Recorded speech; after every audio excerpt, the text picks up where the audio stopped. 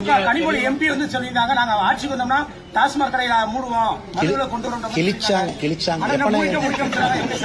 அண்ணே கனிமொழி அவர்கள் நல்ல ஒரு மனநிலை மருத்துவரை போய் பார்க்கணும், நல்ல மருத்துவரை போய் பார்க்கணும். அவருக்கு இந்த 15 வருஷம் வீடியோல கனிமொழி அக்காக்கு போட்டு காட்டணும்.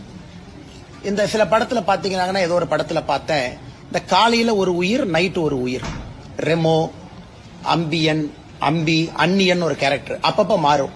அந்த கேரக்டரா கனிமொழி அக்கா மாறிட்டாங்க.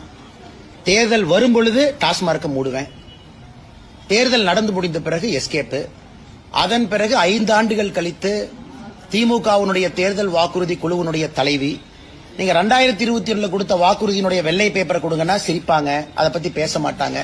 அதனால கனிமொழி அவர்கள் எப்படி பேசுறாங்கன்னே தெரியல. அந்நியனா பேசுறாங்களா, அம்பியா பேசுறாங்களா, இல்ல ரெமோவா பேசுறாங்களான்னு தெரியாது. மாறி மாறி பேசக்கூடிய அரசியல்வாதியாக அருமை அக்கா கனிமொழி அவர்கள் என்று மாறி இருக்கின்றார்.